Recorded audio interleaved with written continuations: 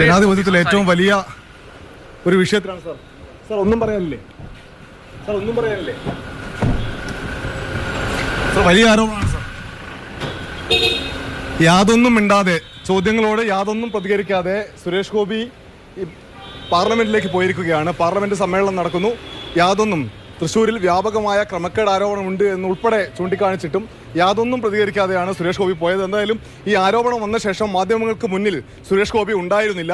ഇപ്പോൾ ആദ്യമായി അദ്ദേഹം ടൂറിസം വകുപ്പിന്റെ ഓഫീസിൽ നിന്ന് പുറത്തേക്ക് ഇറങ്ങുമ്പോഴാണ് നമ്മൾ ചോദ്യങ്ങൾ ആരാഞ്ഞത്. ഒരു ചോദ്യത്തോടും യാതൊരു മറുപടിയുമില്ലാതെ സുരേഷ് ഗോപി ഇപ്പോൾ പാർലമെന്റിലേക്ക് പോയിരിക്കുന്നു. വൈശാഖ് ജയപാലിനൊപ്പം ഡൽഹിയിൽ നിന്ന് അനൂപ് ദാസ്, മാതൃഭൂമി ന്യൂസ്. അനൂപാണ് പ്രതികരണം. ജനാധിപത്യത്തിൽ ഏറ്റവും വലിയ ഒരു വിഷയത്തിലാണ് സാർ. സാർ ഒന്നും പറയാനില്ലേ? സാർ ഒന്നും പറയാനില്ലേ? സാർ വലിയ ആരോപണമാണ് സാർ. സാർ യാതൊരു പ്രതികരണമില്ലേ? ജനാധിപത്യത്തിൽ ഏറ്റവും വലിയ ഒരു വിഷയത്തിലാണ് സാർ. സാർ ഒന്നും പറയാനില്ലേ? സാർ ഒന്നും പറയാനില്ലേ? സാർ വലിയ ആരോപണം.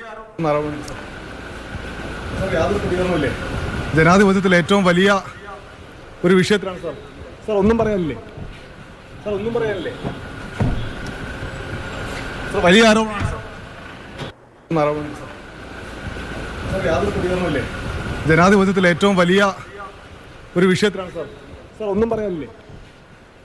ഒരു പ്രതികരണവും സുരേഷ് ഗോപിയുടെ ഭാഗത്ത് നിന്നുണ്ടായിട്ടില്ല. അനൂപ്, ഇന്നലെ രാജ്യതലസ്ഥാനം സാക്ഷ്യം വഹിച്ച സമാനതകളില്ലാത്ത പ്രതിഷേധത്തിലാണ്. അത് വോട്ടർ പട്ടികയിലെ ക്രമക്കേട് ആരോപിച്ചുകൊണ്ട് രാഹുൽ ഗാന്ധിയുടെ നേതൃത്വത്തിലാണ് പ്രതിപക്ഷ കക്ഷികളാകെ പ്രതിഷേധവുമായി രംഗത്ത് വന്നത്. അതിന് പിന്നാലെയാണ് തൃശ്ശൂരിലെ വോട്ട് ചേർക്കലിലും വലിയ ആരോപണങ്ങൾ ഉയരുന്നത്. സുരേഷ് ഗോപി മൗനം തുടരുന്നു.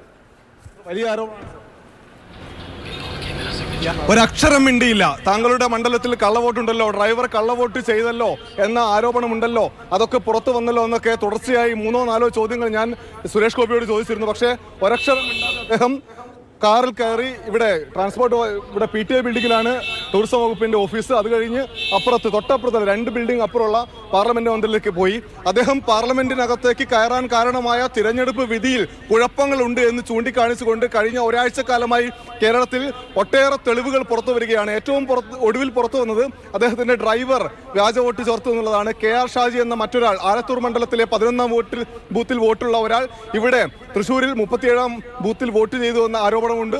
ഇത്തരം കാര്യങ്ങൾ ചൂണ്ടിക്കാട്ടിയിട്ടും യാതൊരു അക്ഷരവും ഉണ്ടാതെ, സാധാരണഗതി ഒരാൾ കുറ്റക്കാരനല്ല, അല്ലെങ്കിൽ തന്റെ ഭാഗത്ത് ഒരു കുഴപ്പവുമില്ല എന്ന് ചിന്തിക്കുന്ന ഒരാൾ ചോദ്യങ്ങളോട് മറുപടി പറയാതെ പോകുന്നത് നമ്മൾ കാണാറില്ല. പക്ഷേ ഇവിടെ മടിയിൽ കനമുള്ളത് കൊണ്ടാണോ സുരേഷ് ഗോപി ഒന്നും പറയാത്തതെന്ന് ചോദ്യമുണ്ട്. എന്തായാലും അദ്ദേഹം യാതൊന്നും മിണ്ടാതെ പോയിരിക്കുന്നു. ഈ ആരോപണങ്ങൾ വന്നത് മുതൽ പലവട്ടം പലരും സുരേഷ് ഗോപിയെ തിരഞ്ഞെങ്കിലും കണ്ടിരുന്നില്ല. പക്ഷേ ഇന്നാദ്യമായി അദ്ദേഹത്തിനോട് മാതൃഭൂമി ന്യൂസ് ചോദ്യങ്ങൾ ചോദിക്കുമ്പോൾ ഒരക്ഷരം മറുപടി പറയാൻ കഴിയാതെ അദ്ദേഹം പോവുകയാണ്. എന്താണ് പറയാനുള്ളത്? മൗനം മറുപടിയാക്കി മുന്നോട്ട് പോകാനാകുമെന്ന വളരെ പ്രധാനപ്പെട്ട ചോദ്യമുണ്ട്. ഇപ്പോൾ സുരേഷ് ഗോപിക്ക് തൃശ്ശൂരിൽ വിജയമുണ്ടായി.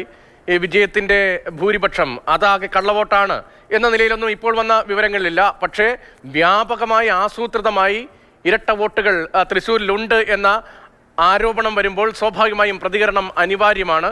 ദേശീയതലത്തിൽ പ്രധാനപ്പെട്ട ചർച്ചാ വിഷയമായി നിൽക്കുന്ന വോട്ടർ പട്ടികയിലെ ക്രമക്കേട് വിഷയത്തിലാണ് ഇപ്പോൾ തൃശ്ശൂരിലെ ക്രമക്കേടുമായി ബന്ധപ്പെട്ട ആരോപണത്തിലാണ് അനൂപ് ചോദ്യം ചോദിച്ച പ്രതികരണങ്ങൾ. അതൊരിക്കൽ കൂടി കാണാം. പ്രതികരണമില്ല, ചോദ്യങ്ങൾ. RSS നേതാവ് ഷാജി KRും വ്യാജ വോട്ട് ചേർത്തു. ജനാധിപത്യത്തിൽ ഏറ്റവും വലിയ ഒരു വിഷയത്തിലാണ് സാർ. സാർ ഒന്നും പറയാനില്ലേ? സാർ ഒന്നും പറയാനില്ലേ? വലിയ ആരോപണമാണ് സാർ. യാതൊന്നും മിണ്ടാതെ, ചോദ്യങ്ങളോട് യാതൊന്നും പ്രതികരിക്കാതെ സുരേഷ് ഗോപി പാർലമെന്റിലേക്ക് വ്യാജ വോട്ട് ചേർത്തു.